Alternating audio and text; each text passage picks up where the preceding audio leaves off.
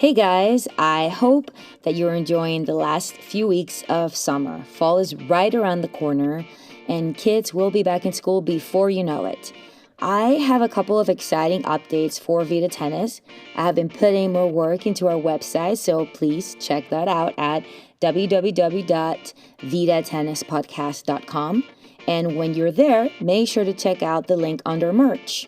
There you will see how to access a pop-up store for Vita Tennis merch on Printify. This is a great way to support the podcast if you're inclined to do so. Everything in the pop-up store was designed by me, and the whole point of it is to have some fun. You will see shirts inspired by tennis, retro video games, and of course, this podcast. I really hope you like it and feel inspired to purchase and wear some of this gear. This week, I got to talk with Lisa Stone from Parenting Aces. It was a great conversation centered around, parenting, of course.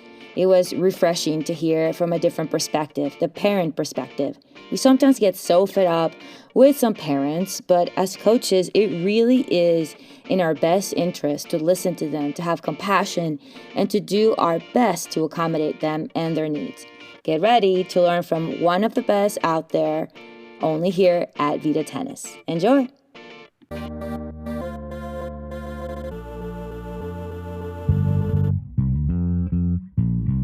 Hello, everybody. Welcome to Vita Tennis, the podcast for those of us who eat, sleep, breathe tennis. I'm Jennifer Gelhaus, and today I get to talk with Lisa Stone, the ultimate tennis mom. She's the creator of Parenting Aces, which is an amazing podcast and website dedicated to junior and college tennis parents and coaches.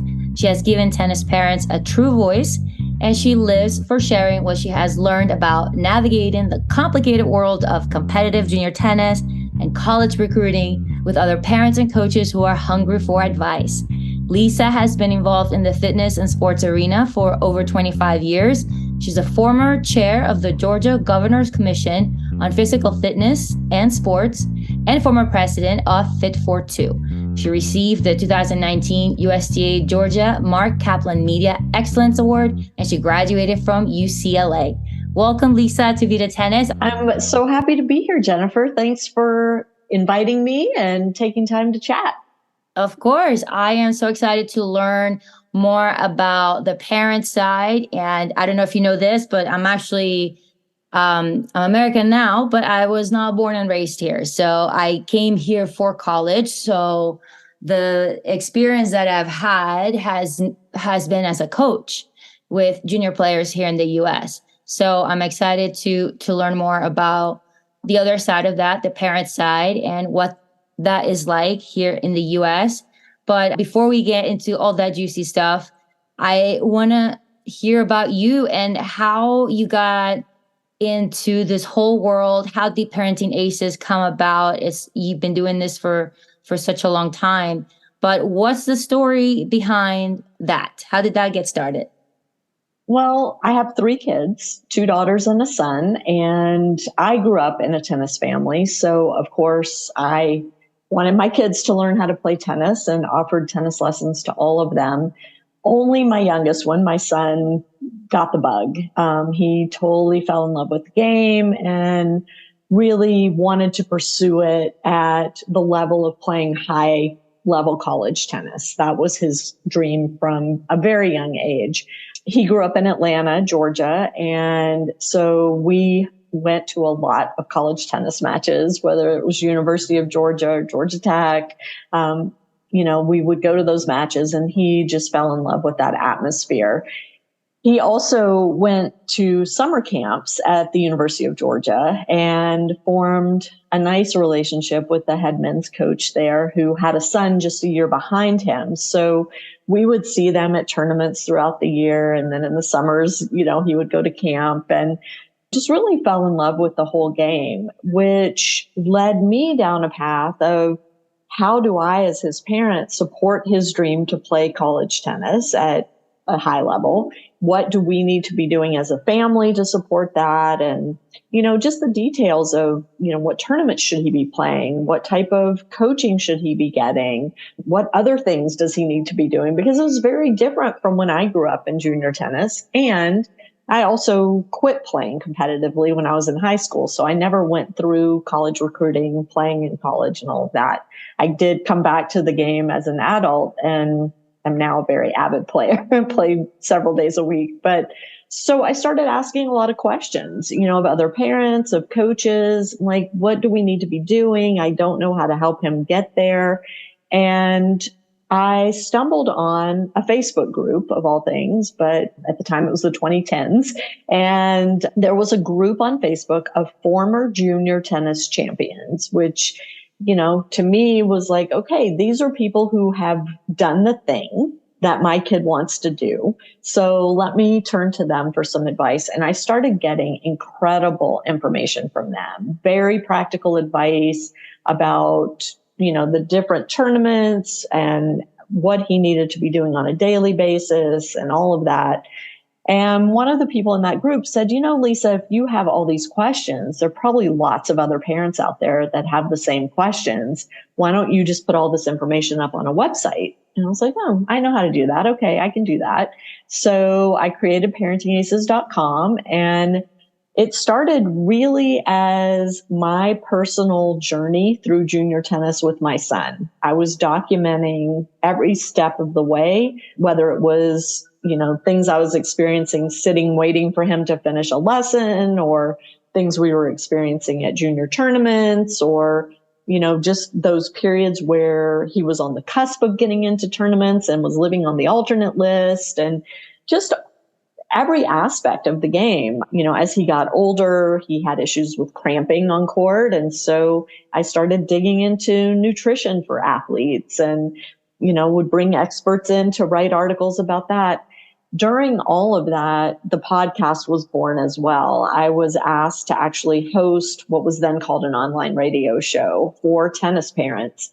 And so that's how our podcast started. And we're now in our 12th season of the podcast. So been going strong since 2011. And, things have morphed along the way. My tennis playing son is now a 27-year-old adult man living on the other side of the world, running a business. And so I'm not on the ground like I was all those years that he was coming up in tennis, but I've kind of found my way, through these changes, and now really work more as a consultant to families that are looking for the same help that I was looking for way back when.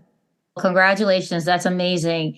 And how long were you recording this process of him being a junior player? Was that from when he was like 10 or high school on? No, started in high school. I started Parenting Aces when he was in ninth grade. So my articles on the website start then, went all the way through, the 16s and 18s in terms of junior tennis, playing high school tennis, and then going through the recruiting process, getting into college.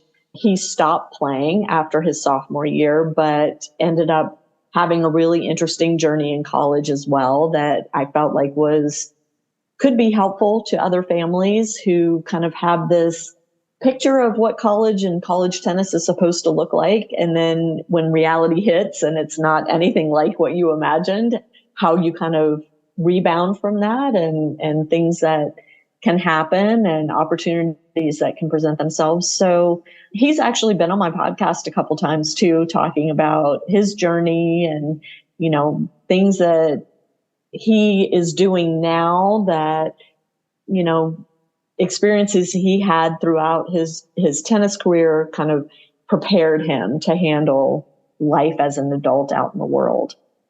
That's awesome. And where did he end up playing? He played his freshman year at Santa Clara University in the Bay Area of California, transferred to Boise State for his sophomore year after a very disappointing experience his freshman year, and had a great tennis experience sophomore year, but at that point was really kind of done with tennis and wanted to be in California. So wound up transferring back to a school in California, not playing tennis, and getting his degree and moving on that way. Gotcha. I understand plans change, and sometimes it's not what we expect. Like I said, I came from another country, so I had definitely no idea what I was expecting, but I was a 16-year-old, and it's kind of Wow. crazy to think about, because I look at 16-year-olds now and I think to myself, these are babies. I can't believe I did that. But yeah, I think I got pretty lucky and I really enjoyed my experience. But yeah, it's so different. And I've also been on the college coaching side of it. So I've seen that part of, how college can be, and how sometimes people don't have a realistic idea, I guess, of what it's like and where disappointment may come in. And we can talk about that. So what were some of the things, or you don't have to share anything personal if you don't want to, but maybe something that keeps coming up on your podcast or from parents that you have talked to that relate to not having your expectations met when you go to college? What's the first things that come to mind? Well, I mean, one thing I always tell the parents is the college coach during the recruiting process, his or her job is to sell you on their program. And so they're going to highlight all the good stuff about coming to that school. And they're not going to shine a light on the negatives. And there are always negatives. I don't care how great a place is. There's always something that is, not what you want or not what you expect. And so the job of the student athlete or the prospective student athlete, speaking about the junior player who's looking to play college tennis, is to really learn how to evaluate the different things that they're hearing from the coach, and then compare that to experiences that the actual players on the team are having through networking with existing players, networking with recently graduated players, and finding out what life is truly like as a part of that team. And I think, what tends to happen a lot is the top programs in the country we see on ESPN or on Tennis Channel or whatever, we hear about players from those programs, and it's all, lots of money. The players are traveling on private jets to their matches. They have gobs of equipment and clothing, and they've got private tutors and fitness specialists and nutritionists working with the team and all of that.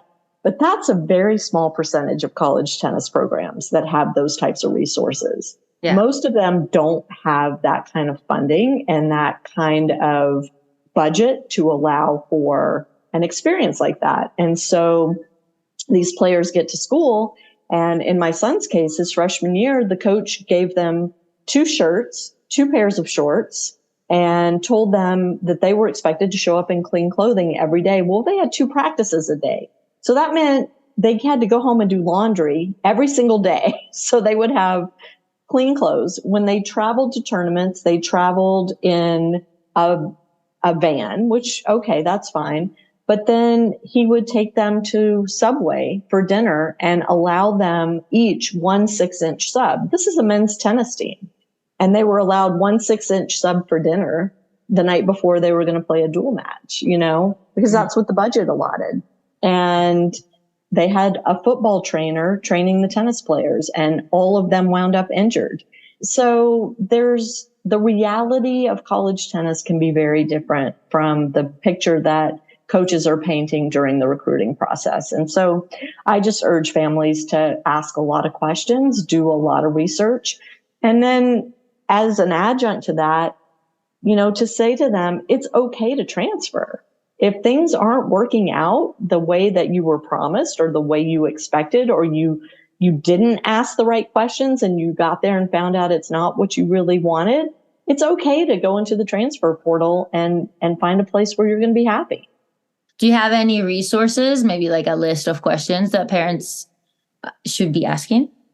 I mean, I have tons of articles on our website that have that kind of stuff. And I also do one-on-one consulting with families. So happy to do that. Every player is coming from a different situation. So it's not like there's a one-size-fits-all, just like there's not a one-size-fits-all for junior tennis development, right? Every player has a different path that they go down.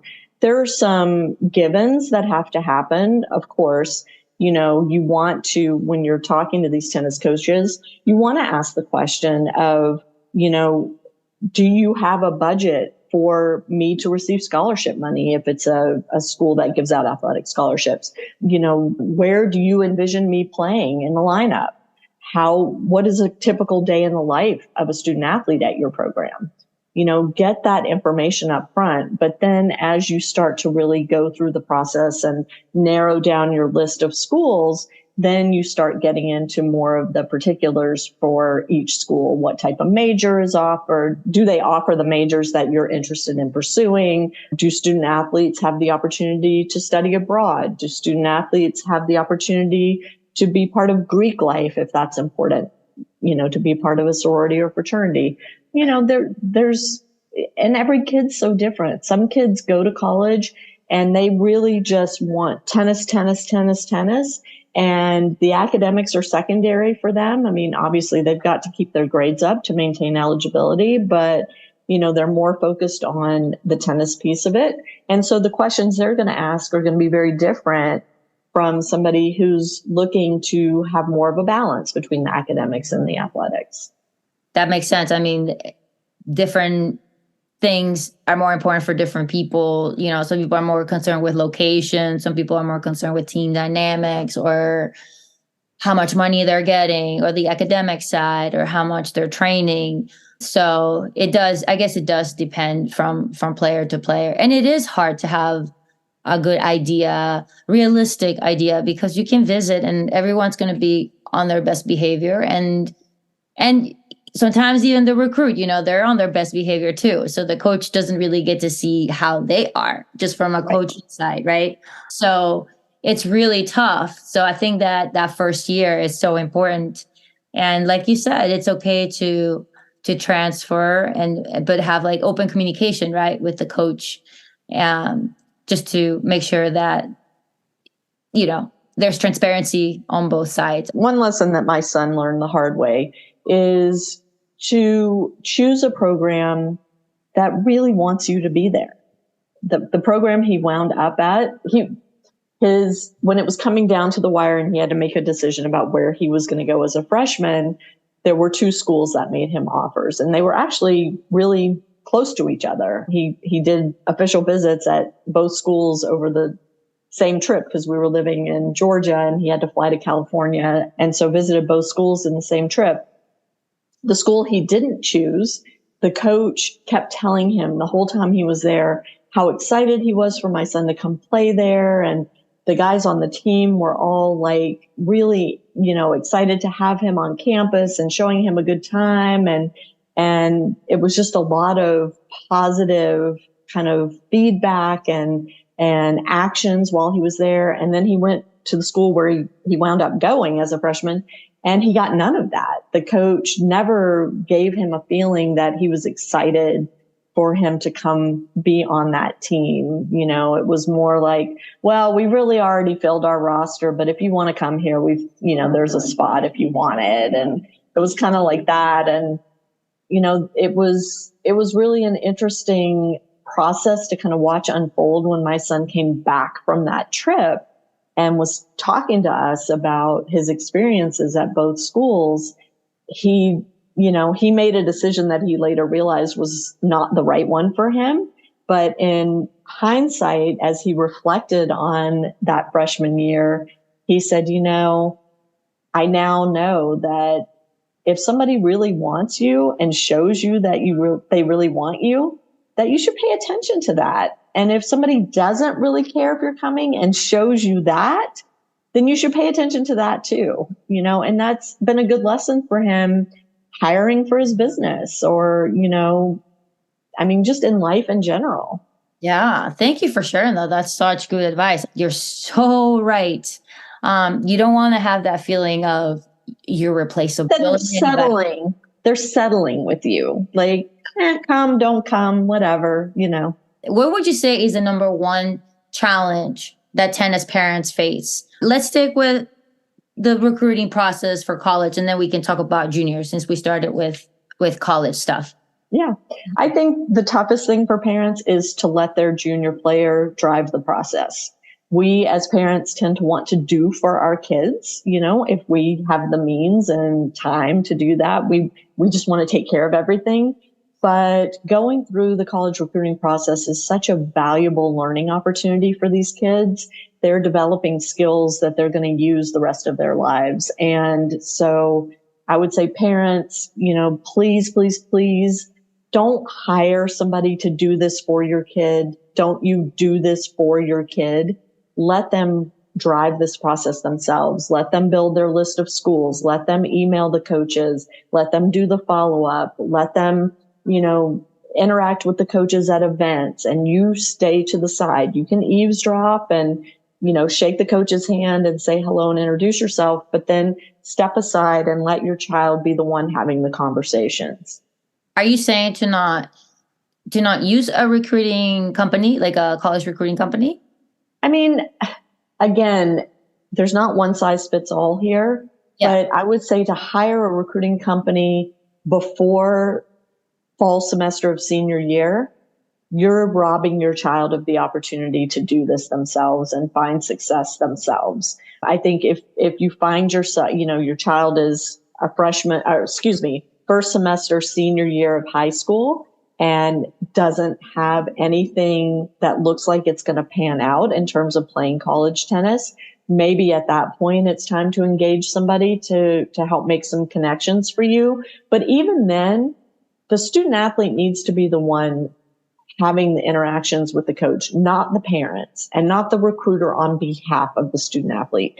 The recruiter can make the connections and the introductions, but then the good ones step back and let the student athlete take over. And that's the way you're more apt to make a good choice if the student athlete, him or herself, is driving the process. Yeah. And also coaches like that initiative and like that they're dealing with the student athlete and not the parents, because once let me stop you. Yep. Good coaches like that. And there are a lot of really great college coaches out there. And then there are some that aren't so great. And I think something like this, if a coach is only dealing with recruiting companies and doesn't want to deal with student athletes directly, that tells you something about that coach. And is that someone you want your child to play for? Oh, maybe I'm naive. I didn't even realize coaches did that.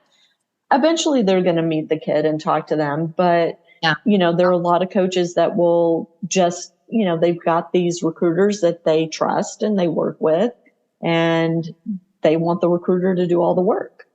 That's interesting. And I think always talking to the kid, you get a sense for their maturity level. You get a sense for what they're like. Do they fit in with the kids that you already have? And also for, like you said, for the student, it's good to see what the coach is like, what's their tone, how they react to things. Like, there's so many subtleties that you can get through a third party, right? Exactly. Body language, every little thing, right? How you feel. Like, how does that person make you feel? Is it someone you want to be around? So those are very fair points and really, really important. A lot of times international students don't get that benefit because, we're not here. So, well, right. And I think you see, a lot of international students in the transfer portal because of that. They think they're coming to what looks like Florida or California, and then they get here because they, haven't had the opportunity to travel to the States before and to that particular campus before. They get there and it looks nothing like what they've envisioned, right? And so if they have the opportunity to make a change, sometimes they do. Sometimes it ends up working out great, but, oftentimes it's just a big old surprise. And I remember talking to a junior player from outside the US, and she was having to make a decision between going to a school in upstate New York or in Florida. And she had no understanding whatsoever about the climate differences between those two locales. It just didn't occur to her that it was different. And she wound up choosing the school in upstate New York stayed one semester and then transferred because she was miserable. And she came from a warm country and just was not a good fit for her. What about in junior tennis? I know there's a lot of challenges and the parents are much, much, much more involved than in college. So this might be a longer conversation, but what is the number one challenge you would think that tennis parents face in the junior circuit? I think, having a lack of confidence in the decisions that they're making on behalf of their child. Like, you choose a coach for your child, hopefully with your child's input in some way, shape, or form. Like, hopefully you've taken your child to hit with that coach, hit him in drills and kind of get a sense of the other kids that are there and the coach's style and all of that. And then you go to a tournament and there's a coach at the tournament who's got the winners up and down the age brackets. And then you think, oh, well, maybe I'm not with the best coach. Maybe I should take my child to this other coach. And there's that whole coaching kind of carousel that happens where you jump from coach to coach to coach. And especially in places like Florida, places here in Southern California, where there are coaches and academies pretty much on every street corner to choose from, there's a lot of movement. And there are appropriate times to move your child out of a coaching situation. But sometimes it's just that the coach has this long-term development plan and your child's not at the place where another similar age child is with a different coach because it's a different plan. And I think that's what makes it, again, so difficult. Every kid's so different. They're different pathways. There are coaches out there that are really great at communicating with parents and keeping parents in the loop about, this is the 3-month plan, the 6-month plan, the 12-month plan, and it's all based on what the child's goals are for their tennis. And that's all, that's nirvana when it's like that, right? But more often than not, the coach isn't as good at communicating with the parent, and the parent doesn't feel comfortable reaching out to the coach and saying, hey, could you just bring me up to speed on are we on track here? Are you seeing progress toward the things that are important for my child to be learning if they want to achieve this particular goal that they've stated as their goal? And so I just, it's very difficult. And I think communication is so key, not just between the parents and the coaches, but between the parent and their child as well. And checking in with the child periodically, even as often as every quarter, to say, what are your goals for your tennis? Why do you love tennis? Why do you want to keep playing? Do you want to keep playing? Do you still love it? Is there something else you'd rather be spending your time doing? And just having those conversations. And they're not fun because sometimes your child is going to tell you, I hate it, I want to quit, and then you have to make that hard decision as the parent of, are they just in a tough period of development that they're going to get through? And on the other side of that, they're going to fall in love with the sport, right? So parenting's just hard. It's just hard. I know, I can't imagine. I'm not a parent, but I've coached a lot of kids and teenagers. And yeah, it's so interesting is as a parent, what I always see is, how much to push or not to push, right? Because it's like you want the kid to be self-sufficient and be invested and want it and work hard for it. But at the same time, if you give a kid the option, they're gonna choose to probably be on the couch playing video games all day. So that's such a fine line of how much to push and at what age should you be pushing, right? At what stage of, their junior career should you be pushing, or should you just be kind of putting it on them? I like the push approach a little bit more. I think parents should push their kids. And I don't know if you agree with that or not. I don't think you can make a blanket statement because I think there's so many different circumstances, right? Where in some situations, kids don't have the maturity to understand the benefit of putting in the work now for gratification that's going to come later on, right?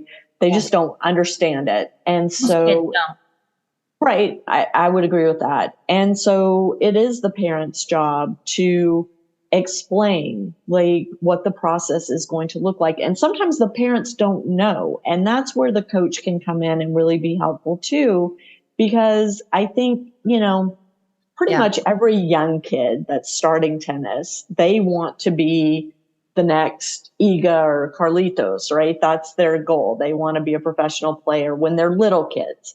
And then as they kind of start getting into the process, maybe they're 13, 14, 15, they start realizing that maybe professional tennis isn't really the goal. Maybe the goal is to play on their high school team or to play in college, or to be a lifetime player and play leagues and tournaments as an adult. And this is where I think the coach can come in and really make sure that the child and the parents understand when a child says this is their goal, the coach needs to say, these are the things you're going to have to do in order to achieve that goal. So I can take you there. I'm willing to support you as your coach. Parent, are you willing to do the things you need to do to support your child to get there? And then player, are you willing to put the work in every day? Because it has to be every day to achieve these goals, right? And so I think there's a lot of kind of fear around exposing what really happens to players that are working towards the highest levels of the game. And especially early on, I think parents don't understand it unless they come from a high level sports background. And even then, if they came from a team sport, they may not really get the individual nature of tennis and what that takes. So, right. Again, I am a big proponent of communication, and it has to happen between the coach and the parent. It has to happen between the parent and the child, and between the parent and the coach. It's this cycle that just has to be revisited periodically to make sure everybody's recommitting to that goal and putting in the work necessary to achieve that goal.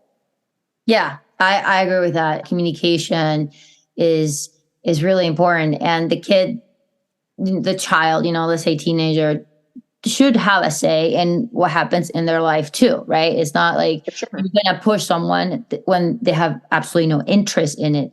I was referring more to like, I feel like I've seen sometimes parents where they kind of expect their kids to work on their own fitness and, like you should go to the gym or you should go for a run. The kid's not going to do that. You have to provide maybe the coaching and the things and push them a little bit towards that, and then if they're not doing it, if you provide them the resources and you try to push them towards a certain thing and then they're not doing it or they're not working hard, then that kind of tells you right there, hey, let's revisit this. What's going on? Are you not interested in this? But yeah, I mean, I think it is hard, right? Because does a teenager really know what's best for them? Do they really, how do you know, how do you know that they're not going to regret making a decision, a year, 2, 3 years from now that they're making as a 12, 13-year-old? You don't. So that's got to be so difficult as a parent. It's true with anything, right? I mean, I think we all have something that we wish we had done differently as children, right? I mean, I danced ballet, I played piano, I played tennis. I am not expert in any of those things.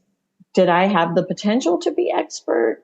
Maybe, maybe not. If I had put the work in, if my parents had pushed me to continue having lessons and going to classes and doing the things, but they didn't. And so I'm okay at those things, but I was never great at any of them, right?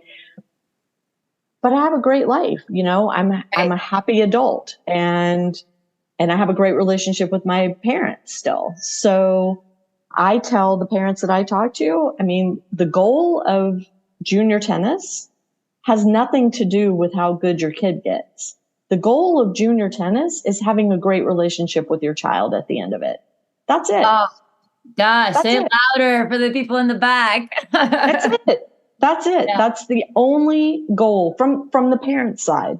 That's your job. And I feel like, especially now with social media and, cell phones, everybody's got their head down in their phone all the time. It is such a gift to be able to go on this journey with your child and have that time in the car, have that time at tournaments where you're going out to meals, just the two of you, or you're staying in a hotel room together and you have these late night chats, after the lights are off. And I mean, you think about what a normal parent teenager relationship is, and you think about what a tennis player teenager relationship is, and the amount of time that you get to spend with that child is exponentially higher than if they were not pursuing something to this high level, right? And I just think it's such a gift. And, everybody says it, you blink and they're adults and they're out of the house. And when you're in the throes of it and they're, surly teenagers and they're total jerks and they're mouthing off and they're, leaving their stuff everywhere and not doing their chores and all the things that teenagers do, you think it's never going to end and, or you can't wait for it to be over. But then as you get on the other side of it, where I am now with my adult children, you reflect back and think, gosh, that was really special that we had those opportunities to have that one-on-one time together and really get to know each other as humans and as opposed to just parent and child. I don't know. I just feel like it's such a gift. It absolutely is. And I'm glad that you had a great experience and you had that perspective. And hopefully more people will. But how much do you think parents should be involved more on the training side? Because we were talking just now about the more chill parents, but there's a spectrum and there's parents that are very intense and maybe a little bit too involved and driving coaches and I'm sure their children crazy. Mm-hmm. But what do you think is the balance? Where do you think the line is drawn? I mean, again, it's so individual, but I think, for a parent that wasn't a former professional tennis player or isn't a current tennis coach, a parent that's coming in with limited experience with all of this, you're hiring a coach to be the expert and to guide your child on the tennis part of this journey. And the tennis part of the journey also includes nutrition, fitness, the mental side of the game. That's all part and parcel, in my opinion, of the tennis coach's role. And it may not be one coach that handles all of that, but maybe they've got other professionals that they partner with or they refer to, and that's fine. The parent's role is character development of their child, work ethic of their child, behavior of their child. That's all within the parent's purview. And so it's really easy for me to sit here and say this now. When I was in the middle of it, I was the one saying, what do you mean you're going to hang out with your friends instead of having a practice match? What do you mean you're not going to the gym today? What do you mean you only, you went out and ate junk food instead of eating the food that the nutritionist told you're supposed to be, having? I mean, I got hung up and caught up in all of that, and it did no good in terms of my relationship with my son. We would butt heads over it, and it was terribly frustrating for both of us. And my husband was the sane one. He would come in and say, his coach is handling that. Like, you got two other kids here. Let's focus on something different. That's not your job. It's the coach is handling that. But you have to have that trust in the coach, and that comes through the communication. So it all comes back to that, right? Mm-hmm. Yeah, to that communication. But the communication should be about the goals and the vision and the progress, not, I don't know about this drill. Why did you make my child play with such and such. They're better than that. Like, that's the stuff that I'm dealing with. Yes. Yes. And I would say to parents, it's okay to ask a coach, how do you structure your drill groups? How do you decide who plays with whom? And get the coach to explain it to you one time. And then once you hear it, either you agree with that and you commit to having your child work with that coach and you trust that the way the coach is going about it is the right way for your child, or you don't agree with it and you go to a different coach that has a plan that's more in line with what you think is right.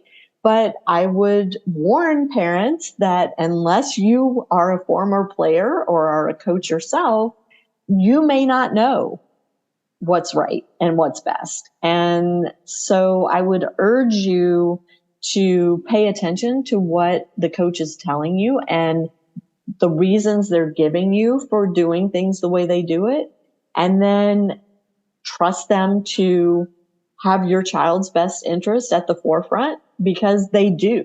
I mean, in 99.9% of cases, the coach really is trying to make your child the best tennis player he or she can be. And you just have to trust that. Yeah. And throughout this whole process and everything you've learned throughout, the years that you have been doing this work with your podcast and everything, is there a belief that you used to have that after doing all this has completely changed, has completely shifted? Can you think of anything? I mean, there are a few things. I was the person that was outraged by how many scholarships were going to international players, frankly, in college. I had a horrible problem with that, especially as the parent of a boy, where there's only 4.5 scholarships available at Division I. And you would look at these schools and, all the scholarships were going to international kids. I was very vocal about that. And once my son got to college and met the guys on the team, many of whom were from outside the US, I realized that I was completely wrong about that this was an incredible opportunity for my son to gain a global perspective, to learn about different cultures, to be exposed to different ways of life and ways of thinking about things. And as I mentioned, he's living in New Zealand with one of his college teammates who's from there. Amazing. So, I mean, you never know where life's going to take you, but that's one thing. Another thing that when my son was playing, I was the parent that was totally hung up on how many ranking points, this, that, and the other thing, got to get into this tournament because you need the ranking points and blah, blah, blah. And I was totally obsessed over that, and have since learned and been educated about the importance of long-term athletic development versus short-term outcomes, and that the process is the thing, not the outcome. The process is the joy. The process is the reward. The process is what helps us grow. The process is what helps shape us into the humans that we're going to become as adults. And that we've really got to just divorce ourselves from looking at ratings and rankings and all of that stuff. And that's so hard, though. It's so hard because it's in our face all the time. And I've talked about this. Like when I was a kid, rankings came out once a year in a book that was mailed to every player in the country. Yeah. And that's when you knew what your ranking was. That was it. The rest of the year, you just played. You tried to win, you tried to get better, and you just played tennis. And now it's they can't escape it. And it's really tough. But the kids that continue to love the game, that continue to play into adulthood, are the ones that understand that it's about the development. It's about the process. It's not about winning and losing individual matches. And there's that saying that you either win or you learn, right? And I really do believe that. I believe there's so many more opportunities to improve as a tennis player and as a human being when things don't go your way. Yeah, I think that's so important, and like I said, so difficult, especially now with UTR. Like, I think kids stress so much if they have an interest in going to play college, they get so stressed about their UTR. I mean, Yeah. it's constantly in their mind, even as they're playing matches. It's Yeah. like they're constantly thinking, how's this going to affect it? How's this going to affect it? And it's, you know, it's not a year later that it comes out or a month. I think UTR gets updated. What, like It's 2 days. It's 2 days after the tournament. It's every online. days? I mean, that's insane. Yeah, Like that it's is so much crazy. pressure. But let me just say, Jennifer, there is an app out there called Tennis Neutral, and I had the app developer on my podcast a few weeks ago. And the cool thing with Tennis Neutral is you put in your UTR and your opponent's UTR, and it tells you how if you win, your UTR is going to do this. If you lose, it's going to do that. And the margins, I mean, the changes that happen are so minuscule that should help take some of that stress away. And I want to urge everybody to just download the app. I think it's $10, but it goes to Nick Kyrgios's foundation to bring tennis to kids that wouldn't otherwise have the opportunity to learn tennis. And so it's going to a great cause. The other thing, yeah, it's pretty new, but it is being used in Australia. It was developed in Australia. And another thing I want to say is, again, the good college coaches use UTR as one in a big old list of metrics that they're looking at when deciding whether or not to recruit you. It is not the end all be all. It is not the only thing they're looking at. They are not making final decisions based on UTR. They are using that as one thing in a whole laundry list of things that they're evaluating when they're trying to decide whether or not to bring you on their team. And so I just want to urge everybody to take a deep breath, let go of all of this stuff. I mean, now we've got World Tennis Number, which is apparently about to undergo a shift because there have been all sorts of problems with that. Enough already. Don't worry about all this stuff. Just get a little bit better every time you go out to work on your game. 1% every time you go. Yeah. Worry about competing, but worry about getting better every day. And it doesn't have to be, going from hitting a terrible forehand to hitting a Roger Federer forehand. That's not necessarily what you're trying to do. It's just, am I staying focused a little better today? Am I recovering quicker between points? Am I, able to let go of what just happened and move on to the next thing without getting caught up? I mean, there's so many nuances to this game. So many are physical, so many are mental, and there's always something to work on and always something to improve on.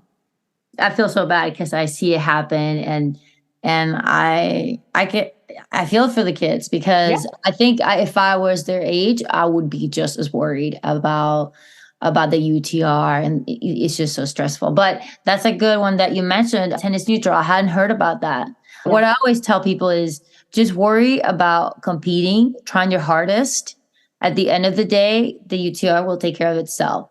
That's right. Don't continue checking it. Just do what you're there to do. You can't be thinking about that stuff. I mean, and if your brain goes there, you got to have ways of, dealing with that and breath work or whatever it is, that plan that you have for, not going into that thought. That's the thing, Jennifer.